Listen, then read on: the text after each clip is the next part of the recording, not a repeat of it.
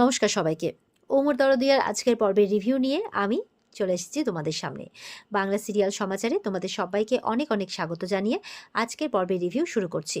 তো দেখা যাচ্ছে যে দাদুকে অনিরুদ্ধ বলছে যে আমি ওই অ্যাকাউন্টসের ব্যাকআপ ফাইলগুলো দেখতে চাই। বলছে বোর্ডের অনুমতি ছাড়া আমি তোমাকে কিছুতেই ওগুলো দেখতে দিতে পারি না, আর তাও আবার তোমার মতো করাপ্টেড মানুষকে, তাই বলছে। আমি তখন বলছে আপনাদের এটা মনে হয় যে কোম্পানির কোনো ক্ষতি হবে এরকম কোনো কাজ উনি করতে পারেন? ঠাম্মি বলছে হ্যাঁ, কে বলতে পারে বলো? এই যে যেমন বিয়ের আগে তোমাদের মিষ্টি মিষ্টি করে একটা সম্পর্ক ছিল, তো সেটা কি আমরা কেউ বুঝতে পেরেছিলাম? তো বানি বলছে সেই দায়টা আমি অস্বীকার করছি না, কিন্তু সেই ঘটনার সাথে আজকের ঘটনার তো কোনো মিল নেই। দাদুর কাছে গিয়ে হাত জোড় করে বলছে দাদু উনি কি একটা সুযোগ পেতে পারেন না? তারপরে ঈশানের কাছে গিয়ে বলছে মা, মা বলুন না উনি কি একটা সুযোগ পেতে পারে না? বড়বাবুকে বলছে, মানে ছোট বাবুকে বলছে, ঈশানীর বরকে পিনাকিকে। পায়ে পড়ে গেছে, হাত জোড় করে বলছে যে একটা সুযোগ উনি পেতে পারেন না, বলুন না। তখন মৌলি চিৎকার করে এই একদম আমার বাবা মাকে টাচ করবে না, আর তাদের ইমোশনালি ব্ল্যাকমেল করার চেষ্টা করবে না।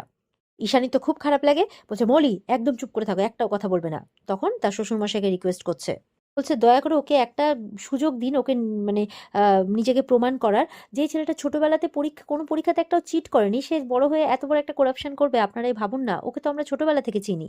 তাকে বলছে হ্যাঁ বাবা এটা সত্যি, যতদিন ও অফিসে ছিল সবকিছু ডেডিকেটেডলি করেছে, কোনো অবজেকশন আসেনি ওর বিরুদ্ধে, কোনো অসুবিধাও হয়নি আমাদের। আমার মনে হয় বেনিফিট অফ ডাউটে ওকে একটা সুযোগ দেওয়া যেতেই পারে। তখন সবার রিকোয়েস্টে দাদু বলছে আচ্ছা ঠিক আছে, তোমার প্রিভিয়াস রেকর্ড দেখে আমি তোমাকে পারমিশন দিচ্ছি। বোর্ডের কাছে পারমিশন না নিয়ে আমি নিজের রিস্কে তোমাকে পারমিশন দিচ্ছি, যাও। আমি গার্ডদের বলে দিচ্ছি ওই কনফিডেন্সিয়াল রুমে গিয়ে তোমাকে সবকিছুর অ্যাক্সেস দিতে, খুঁজে বের করো ব্যাকআপ ফাইল, তাই বলছে। মৌলি তো বলছে দাদু দিস ইজ নট ফেয়ার, বলে থামো, আমি যা সিদ্ধান্ত নিচ্ছি তাই হবে। অনিরুদ্ধ বলছে এতগুলো স্টোরেজ, এতগুলো ফাইল, আর হাতে মাত্র সময় কয়েক ঘন্টা, পারবো খুঁজে বের করতে? বানি বলছে পারবেন, আমি তো আছি সঙ্গে, চলুন। মানে বানি ভরসা দিচ্ছে। মৌলি বলছে এটা তুমি ঠিক করলে না। তখন ঠামি বলছে আচ্ছা আমি বোঝাচ্ছি। তারপর আস্তে করে বলছে থেমে যাও, ঠান্ডা হও, হাতে মাত্র কয়েক ঘন্টা সময়, চিন্তা করো না, খুঁজে বের করতে পারবে না। মৌলি বলছে আর যদি পেয়ে যাই? আমি তো জানিও না ওই ব্যাকআপ ফাইলগুলো কোন স্টোরেজে আছে। এদিকে অনিরুদ্ধ আর বাণী মিলে কিন্তু একের পর এক স্টোরেজ রুমে, মানে স্টোর রুমে খুঁজে যাচ্ছে, কিন্তু কোথাও পাচ্ছে না। আর ওদিকে মৌলি চিৎকার করে কাকে বেশ অর্ডার করছে আমাকে এক্ষুনি খবর দিন চেক করে যে কোথায় কি আছে, নাহলে কিন্তু আপনার চাকরিটা আমি খেয়ে নেবো। দিয়ে ফোন রেখে দেয় আর বলছে সবকিছু আমি জ্বালিয়ে পুড়িয়ে শেষ করে দেবো, তাই বলছে। সঙ্গে ওর ঠাম্মিও আছে। এবার তো আবার একের পর এক গোডাউন খুঁজে যাচ্ছে, এদিকে সকাল হয়ে গেছে, পাচ্ছে না। তো বানি বলছে, মানে ও খুব ইয়ে হয়ে গেছে, তো হেল্পলেস হয়ে গেছে। বানি বলছে চিন্তা করবেন না, আর কটা গোডাউন আছে? বলছে আর দুটো। বলে চলুন তাড়াতাড়ি, না হলে অফিস শুরু হয়ে যাবে। এই বলে ওরা রওনা হয়। ওদিকে মৌলিক খোঁজ পেয়ে গেছে কোন গোডাউনে সমস্ত ব্যাকআপ কপিগুলো আছে। তো সেই ইয়েটাকে বান্টিকে বলছে আগুন দিয়ে পোড়াতে। বান্টি বলছে না না বাবা, পুলিশ ছুলে কত ঘা জানেন তো? তখন নয়নতারা বলছে আর নয়নতারা ছুলে একবারে সেঞ্চুরি কিন্তু। এই বলে বান্টিকে ভয় পাইয়ে পাঠিয়ে দেয় সেখানে আগুন জ্বালিয়ে দেওয়ার জন্য। বানিরাও সেই সময় সেখানেই গেছে। ওদিকে গেছে ওরা ওরা কিন্তু কিছু কিছু ফাইল পেয়েছে, আর অনিরুদ্ধ ছবি তুলছে। আর ওদিকে বান্টি কি করেছে, একদম দড়ি দিয়ে, দড়িতে কেরোসিন ডুবিয়ে, দড়িটাকে ডুবিয়েছে কেরোসিনে, আর একদম জানলার ভেতরে ফেলে দিয়েছে আগুন লাগিয়ে। আর দাও দাও করে সব ধরতে শুরু হয়ে গেছে। বানি বলছে পোড়া পোড়া গন্ধ বেরাচ্ছে না? একটু এগিয়ে দেখে ওমা দাও দাও করে ফাইলগুলো পুড়ছে। বলছে ইয়ে ফাইল পুড়ছে মিস্টার চ্যাটার্জি, সব মানে আগুন ধরে গেছে। তখন বলছে আপনি এদিকে আসুন, এদিকে আসুন, আমাদেরকে এক্ষুনি বেরোতে হবে, আর ফাইল খুঁজতে হবে না। তো বানি কি করছে, তার মধ্যেও কিন্তু সমস্ত ফাইলকে বাঁচানোর চেষ্টা করছে, কিছু কিছু ফাইলকে বানি সরিয়ে নেয় ওখান থেকে, যার ফলে কিন্তু বানির হাতে এদিকে মানে একটু পুড়ে যায়।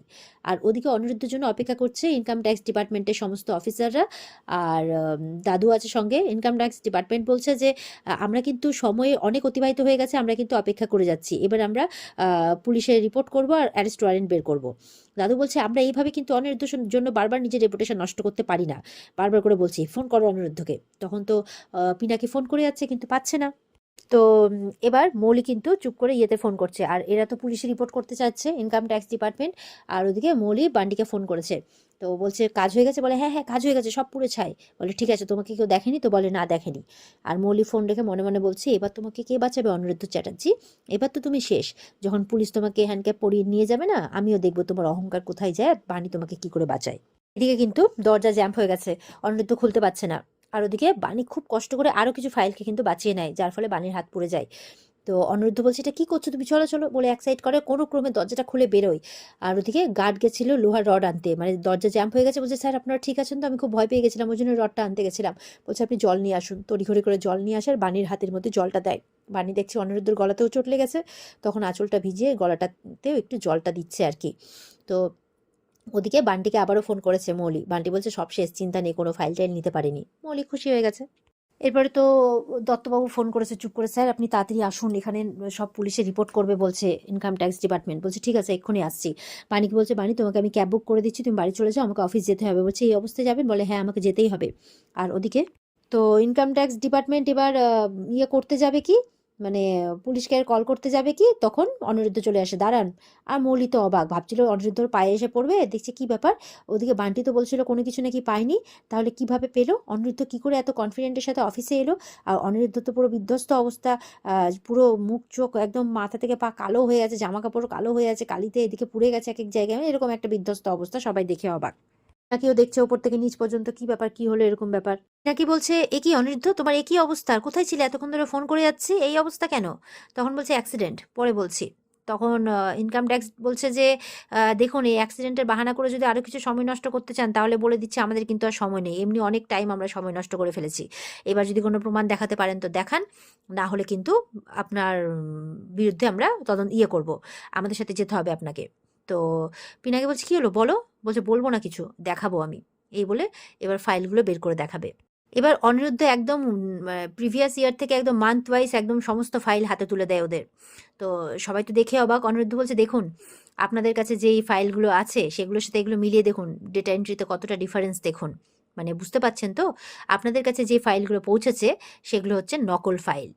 এবার তো সবাই ভালো করে হিসেবপত্র মিলিয়ে দেখছে, মানে সবাই তো বেশ অবাক। মৌলি তো বান্টির উপর খুব রেগে যাচ্ছে। দাদু বলছে হ্যাঁ তাই তো, একদম ঠিক বলছে তো অনিরুদ্ধ। আর ওদেরকে বলছে অফিসার, কারোর বিরুদ্ধে অভিযোগ আনার আগে আপনাদের তো খতিয়ে দেখাটা উচিত ছিল। ইনকাম ট্যাক্সের অফিসার খুব তো ডায়লগ মারছিল, বলছে যে সরি, আসলে সরি মিস্টার রয়, আমাদের এরকমটা করা উচিত হয়নি, আমাদের আরো খতিয়ে দেখাটা উচিত ছিল, আপনাদের সরি বিরক্ত করার জন্য। কি বলছে ব্যাপারটা সুবিধা অসুবিধে নয় অফিসার, ব্যাপারটা হচ্ছে আমাদের কোম্পানির রেপুটেশনের, যে আজ একটা ভুলের জন্য আমাদের কোম্পানির নাম ডুবতে বসছিল। দেখা যাচ্ছে অনিরুদ্ধ যে নির্দোষ প্রমাণিত হলো তাতে দত্তবাবু খুব খুশি, কারণ মৌলি চর মেরেছিল না, দত্তবাবু মৌলির হয়ে এত কাজ করলো, তাও সবার সামনে অপমান করলো, আর অনিরুদ্ধ দত্তবাবুর কাছে ক্ষমা চেয়েছিল, তাই দত্তবাবু নিজের ভুলটা বুঝতে পেরেছে। অনিরুদ্ধ বলছে এটা ভুল নয় পিনাকি মেশো, এটা সাবুটাইজ, তাই বলছে। মৌলি শুনে অবাক, বলছে আজ যখন আমরা ব্যাকআপ ফাইলগুলো আনতে যাই কেউ বা কারা সেই স্টোরেজে আগুন লাগিয়ে দেয়। আজকে এই ফাইলগুলো আমি উদ্ধার করতেই পারতাম না যদি না বানি আমার সাথে থাকতো। বানি নিজের হাত পুড়ে গেছে, তাও ওই অবস্থাতে ও ফাইলগুলোকে উদ্ধার করেছে। তখন ওরা ঘর থেকে বেরিয়ে গেছিল, তখন বানি বলেছিল ওই ফাইলগুলো একটু দেখে নিন না, ভিতরেই রয়ে গেছে, যদি ওর মধ্যে কিছু পান যেতে যেতে দেখে নেবেন। তখন বানির কথা অনুযায়ী আস্তে করে দরজাটা খুলে, পুরো তো আগুন ছেয়ে গেছে, ফাইলটা বের করেছিল, আর ওই ফাইলগুলো এই ফাইলগুলো। এবার অনিরুদ্ধকে পিনাকি দাদু সবাই বলছে তোমরা ঠিক আছো, ঠিক আছো?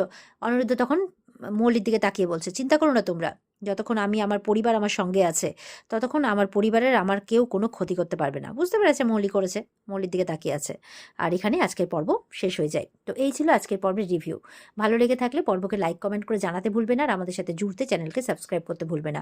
দেখা হচ্ছে তোমাদের সাথে আগামীকালকে। সবাই খুব ভালো থাকবে। আজকের মতো পর্ব এই পর্যন্তই। টাটা।